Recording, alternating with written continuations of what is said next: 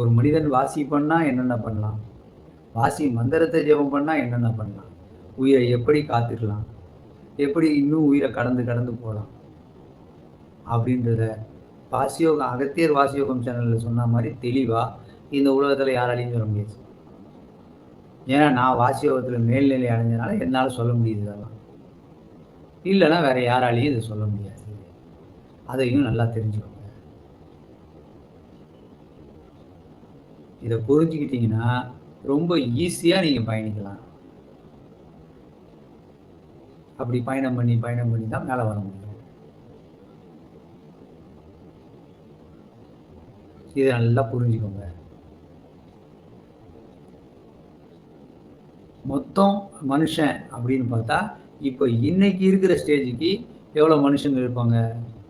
ஒரு 1000 கோடி பேர் இருக்காங்க.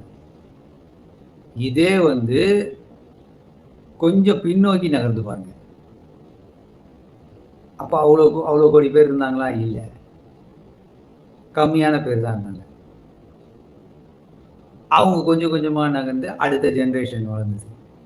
அதுக்கு அடுத்த ஜெனரேஷன் வளர்ந்தது. அது மறைஞ்சு போச்சு. அதுக்கப்புறம் இன்னொரு ஜெனரேஷன் வளர்ந்தது. இந்த மாரி ஒவ்வொரு ஜெனரேஷனா வளர்ந்துகிட்டே இருக்கு பாருங்க. இதுதான் பரிணாம வளர்ச்சி வந்துகிட்டே இருக்கும் வாழ்க்கையில. இதை எல்லாத்தையுமே சித்தர் மகன்கள் பார்வையிட்டுக்கிட்டே வருவாங்க. அவங்களுக்கு நல்லபடியா தெரியும். இப்ப சித்தர் மகன்கள் ஜீவசமாதியில போய் உட்காந்துறாங்க. ஜீவசமாதியில போய் உட்காந்துட்டா அவங்களுடைய ஜீவன் போகாது. அதே இடத்துல தான் இருக்கும். இருந்து யுக யுகமா அவங்க பார்த்துக்கிட்டே வருவாங்க. 1000 வருஷம், 2000 வருஷம் பார்த்துக்கிட்டே வருவாங்க.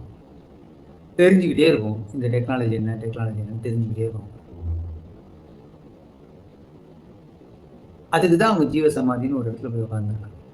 அப்போ வாசி சிரசுக்குள்ள ஒடுங்கி ஓரங்களை சுவாசமா இருந்து சின்னதா செயல்பட்டு அப்படியே இருக்கும் உடலோடு. அந்த உடல் மிஞ்சி மிஞ்சி போனா ஒரு ஒரு ஒரு ஒரு மிஞ்சி மிஞ்சி போனா ஒரு 250 வருஷத்துல உடல் கெட்டு போகும். தோலும் எலும்புமா மாறிடும் உடம்பு. ஆனா உயிர் மட்டும் சின்னதா துடிச்சுக்கிட்டே இருக்கும். அதுதான் ஜீவசமாதி. அது துடிச்சுக்கிட்டே இருக்கும் 250 வருஷமா. அப்போ 250 வருஷமா அதுக்கு பிறப்பு இல்லை, இறப்பு இல்லை. அது இறக்கல, அந்த உயிர் அந்த உடலை விட்டு போகல. அந்த உடலோடவே இருக்க வச்சுட்டாங்க. வாசி வச்சுல இருக்குது. அப்ப 250 வருஷத்துக்கு முன்னாடி என்ன இருந்தது? 250 வருஷத்துக்கு முன்னாடி பணம்னு ஒண்ணு கிடையாது. ஆனா இப்ப பணம்னு ஒண்ணு இருக்கு. இப்ப செல்போன்னு ஒண்ணு இருக்கு. இதெல்லாம் 250 வருஷத்துக்கு முன்னாடி கிடையாது. இதெல்லாம் அந்த வாசிக்கு அனுபவமா தெரியும்.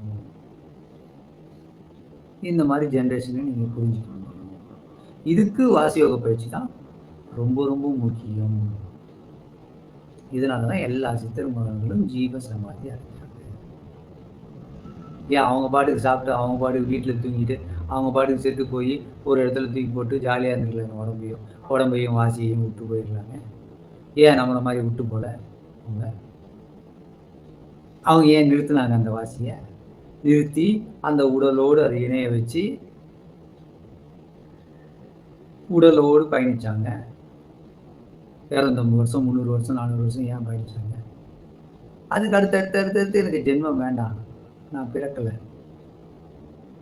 இந்த உடலே போதும், இதோடையே இருந்துக்கிறேன். சரிப்பா, இந்தப்பா 5 ஜென்மம் நீங்க இதுலயே இருந்தது.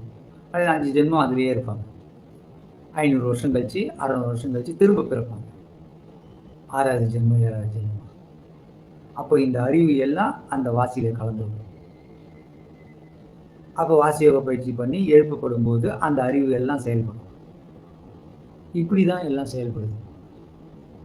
இதை நல்லா புரிஞ்சுக்கணும். இப்படித்தான் ஒவ்வொரு சித்தர்மான்களோட வெளிப்பாடும் இப்படித்தான் இருக்கும். இப்படித்தான் செயல்பட்டு இப்படித்தான் அவங்க ஜீவசமாதி அடைகிறாங்க. அதை நல்லா புரிஞ்சுக்கோங்க எல்லாரும். சும்மா கிடையாது. வாசியோக பயிற்சியை பற்றி நாங்கள் அகத்தியர் வாசியோகம் பயிற்சியில் வாசியோகம் சேனலில் சும்மாலாம் சொல்லலை. சும்மா விளையாட்டுக்கெல்லாம் கிடையாது இது. இது பிரபஞ்சத்தையே ஆளக்கூடியது. இது சாதாரண விஷயம் கிடையாது. ஏதோ நான் உங்களுக்கு கலவைக்கெல்லாம் எல்லாம் தெரிஞ்சதுனால, வெளிப்படையா உங்களுக்கு சொல்றதுனால ரொம்ப கேவலமா கூட தெரியல உங்களுக்கு. ஆனா இது மிகப்பெரிய ஆதிமூலம். ஒரு வாசி மந்திரம்ன்றது வந்து அந்த காலத்துலலாம் எந்த எந்த சித்தர் மகான்களும் யாருக்கும் குடுக்க மாட்டாங்க.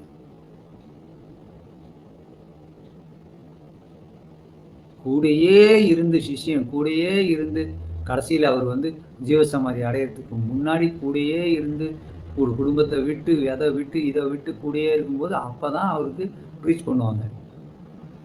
வாசி மந்திரத்தை.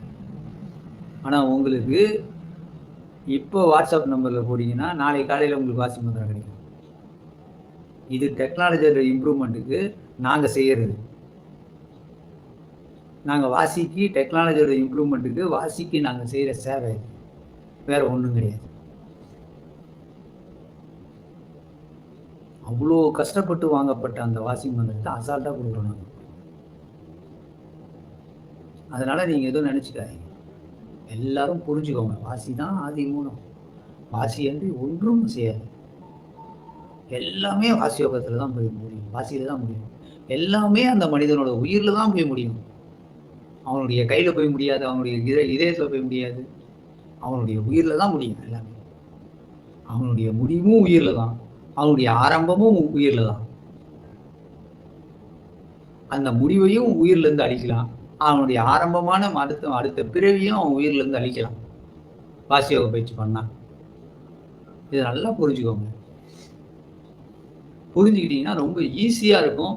இந்த வாசி யோக பயிற்சியுடைய மார்க்கத்தை நீங்க நல்லா புரிஞ்சுக்க முடியும். ஆணித்தனமா புரிஞ்சுக்க வாசிய மிக ஈஸியா நீங்க நம்ப ஆரம்பிப்பீங்க. வாசி உங்களுக்கு சொன்னதெல்லாம் செய்யும். அப்போ உங்களுக்கு தெரியும், ஐயோ வாசி இவ்வளோ பெரிய விஷயமான்னு. தானாவே நடக்கும். அதை தடுக்க யாராலையும் முடியாது. வாசியை தடுக்க எந்த ஒரு சக்தியும் இந்த உலகத்துல கிடையாது. வாசி தான் ஆதி மூலமான சக்தி, ஒரு மனிதனோட சக்தி. அதை தடுக்க யாராலையும் முடியாது. அதை வணங்கி அதுகிட்ட நீங்க வேலை செய்ய ஆரம்பிச்சிட்டீங்கன்னா, அதை வணங்கி நீங்க அதை வச்சு வாசி யோக பயிற்சி பண்ண ஆரம்பிச்சிட்டீங்கன்னா, அதை தடுக்க யாராலையும் முடியாது. அது பாட்டுக்கு பயணிச்சுக்கிட்டே இருக்கும். இதுதான் உண்மை. நல்லா புரிஞ்சுக்கணும்.